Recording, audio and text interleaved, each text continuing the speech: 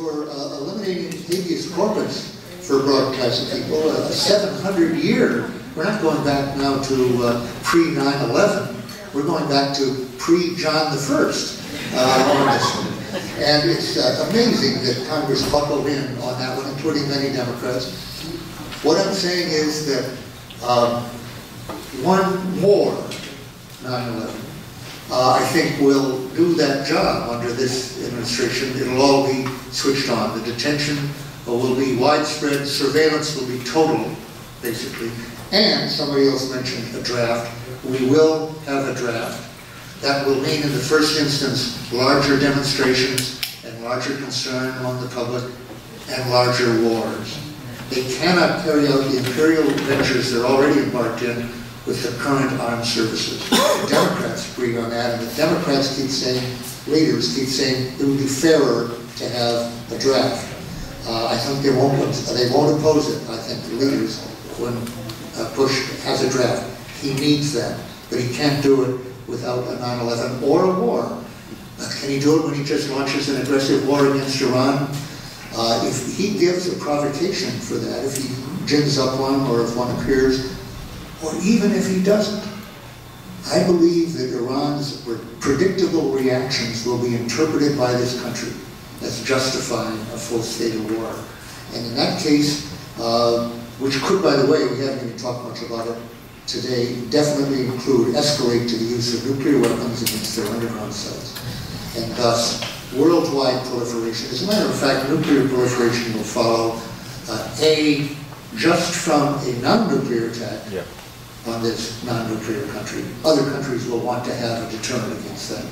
And B, the threats we're making right now are already a major incentive for people to avoid such kinds of threats by getting their own nuclear weapons. So we haven't even mentioned the proliferation aspect even now.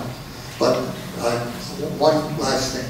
It'll come up in the afternoon. Cheney is said to believe, I heard this, actually Cyber said this, and it's not in his last article, it's in an interview that he gave recently, that Cheney is convinced that they are determined, the Iranians are determined to get nuclear weapons, which, by the way, is far from clear, as opposed to wanting an infrastructure, wanting a capability to have them. But he's determined, he thinks they're determined to get the weapons, and B, that they will then give them to other parties, terrorist groups. Now that's close to an insane belief, in my opinion. I did think the points he made were all well taken, but could be, I would make it much stronger. That's a whole other subject. I think the case can be made much stronger that it's crazy to think that that is a realistic fear that they would give them. But given that he believes that, and is in the process of selling it quite a bit, crazy belief, I believe that there would be a fair amount of support for the war once it came.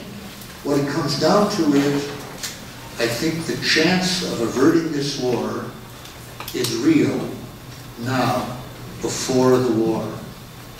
But once the war starts, there will be very little chance of avoiding what comes after, any more than I believe there's much chance of getting us out of Iraq. I'm working on that. My friends are spending a lot of their time on it. I'm spending even more time on Iran. They're working on it, but I really don't expect it to succeed anytime soon. I do think that Iran, where an attack could be as early as April, in many people's opinion, and if not then, the rest of the term, can be averted by effective action. Well, thank you, the panelists. And with that, alas, we have run out of time, and I would like to ask Meredith to come in and take over here.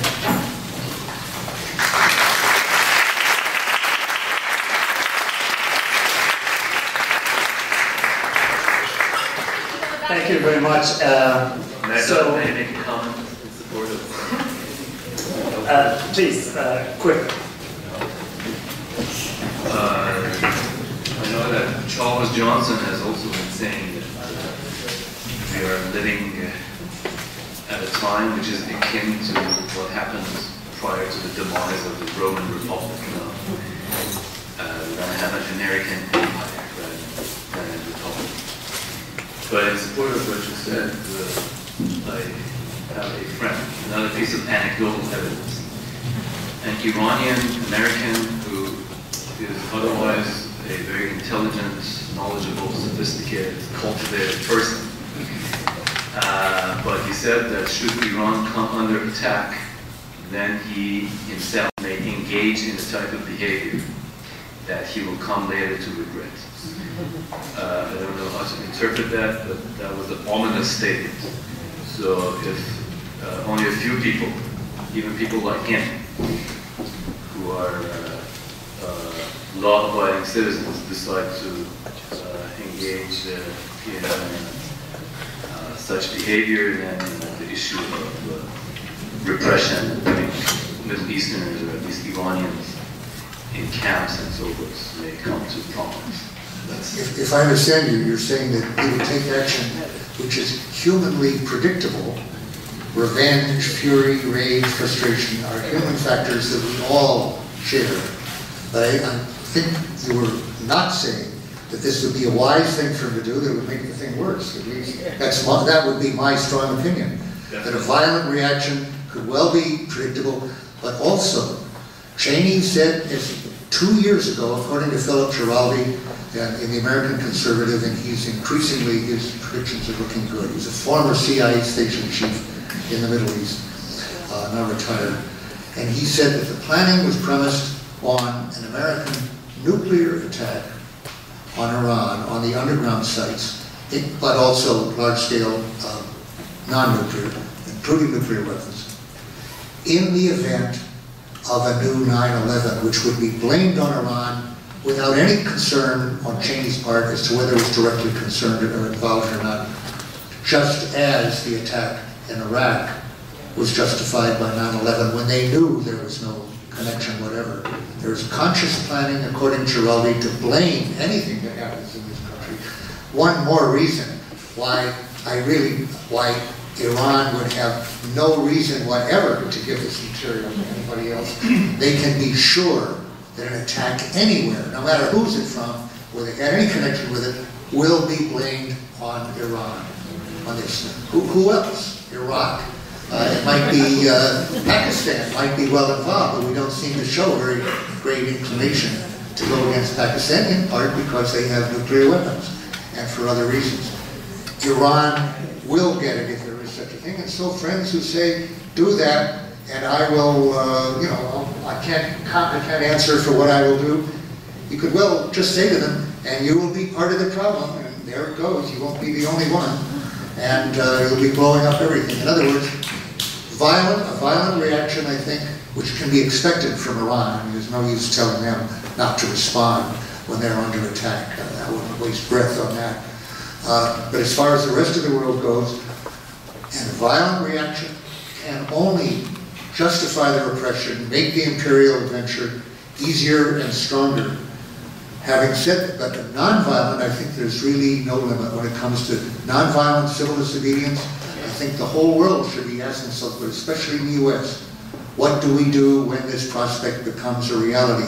I think that, for example, every country in NATO should leave NATO immediately, and they should be telling them right now, we will not be associated with a country that has carried out this attack, this aggressive attack. And I've been saying that in Germany and elsewhere, but that just gives the indication. I don't think anything is more important, or has really ever, is more important at this time. Nothing is more important than averting, doing everything that can be done non-violently and truthfully to avert an attack on Iran.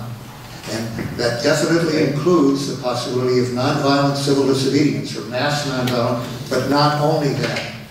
And lobbying, letter writing, ads, demonstrations, all of that is all called for on an urgent basis right now.